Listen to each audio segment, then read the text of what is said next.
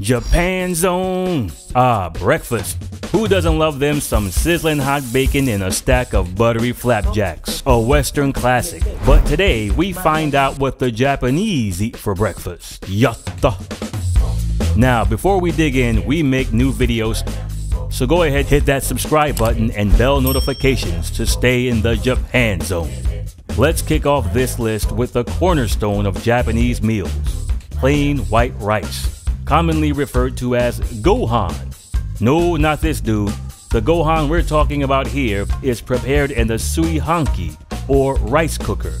Side note, gohan also means meal, so breakfast would be asa gohan, or morning meal. Lunch would be hiru gohan, noontime meal. And dinner would be ban gohan, evening meal. Japanese rice is nutritionally well balanced and contains large amounts of vegetable protein, the good kind, which in turn helps to provide energy. It also contains a harmonious balance of calcium, vitamins, and dietary fiber.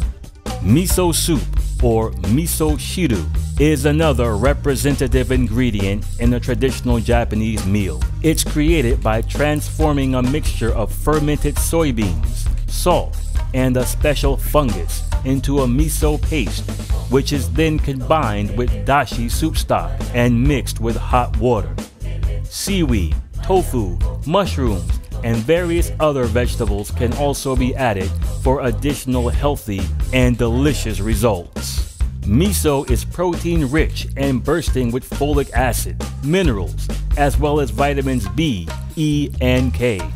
It's also rich in beneficial bacteria that aids in maintaining good health. Of course, the Japanese know fish, and we can thank them for bringing sushi into the world. However, sushi is more of a lunch and beyond kind of thing. When it comes to breakfast, the Japanese usually throw down with a nice cut of sake. Nah, not that sake. That sake would be a problem at breakfast. I'm talking about this sake, salmon. Sake is rich in vitamin B, potassium, omega-3 fatty acids, and may reduce heart disease. Saba, or mackerel. Saba is loaded with vitamins B, B12, selenium, and protein. Maguro. Tuna, vitamins A, B6, B12, iron, and as an ally in reducing cholesterol. Samma, Pacific Sauri. This may be one you've never heard of because it's a seasonal fish, representative of autumn Japanese cuisine. Like mackerel, samma has a plethora of EPA and DHA omega-3 fats and promotes a healthy heart. Side note, the top comedian in Japan goes by the stage name Samma. I wonder why he went with that name. Anyway, the fish is often topped off with a little shredded daikon, or radish, and a splash of shoyu. Side dishes include various chopped goodies such as cucumbers, lettuce, carrots, and broccoli, seasoned with a little ponzu, a citrus-based sauce. It sounds kind of like that video game term, right? You got pwned, right? Pones, you get it? Pone? Yeah. Also, one can commonly find pickled plums and chopped pumpkins at Japanese breakfast tables.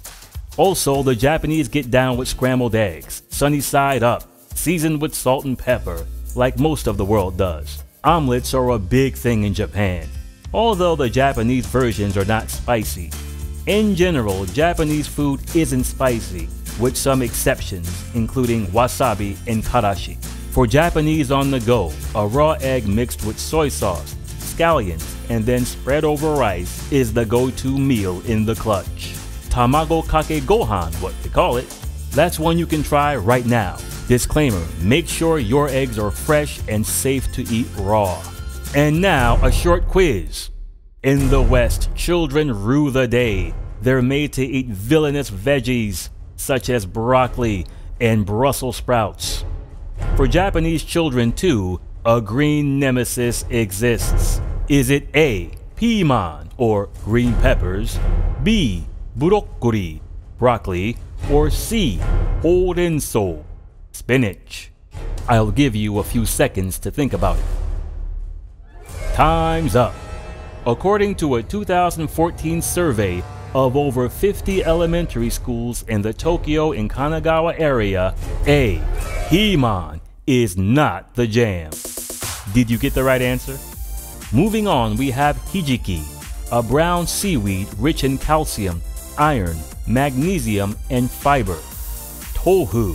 I'm sure most of you know this one already. Basically blocks of soy milk. Great source of protein, copper, iron, and zinc, and a full house of essential amino acids. Gobo, or burdock root, is a great source of potassium, and it's also known for antioxidants, as well as possessing other medicinal properties. As for drinks, you can commonly find hot or cold unsweetened ocha, such as green tea, rokcha, hojicha, and udon cha. As for coffee, it's common to find black, with or without cream, milk or sugar, orange juice, milk, water, just like most other people in the world. Speaking of liquids, one of the coolest Japanese appliances is without a doubt the hot water dispenser. Hot water dispensers are awesome when you're in a hurry and need hot water now. And now it's time for the elephant in the room. What are those beans I keep seeing? Well, those beans would be natto.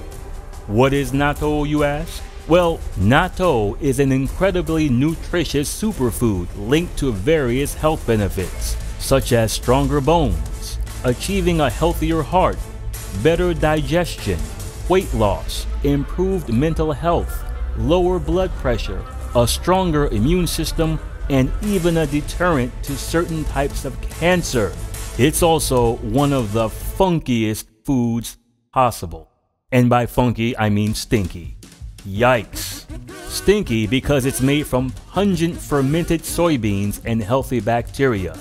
As a bonus, it's spiderweb sticky, all kinds of slimy, and very awkward to eat. As of the recording of this video, there are no documented cases of people looking cool while eating natto. Natto is not eaten straight up. It's usually mixed with the aforementioned mustard called karashi, soy sauce, and sometimes chopped scallions, and then spread over rice.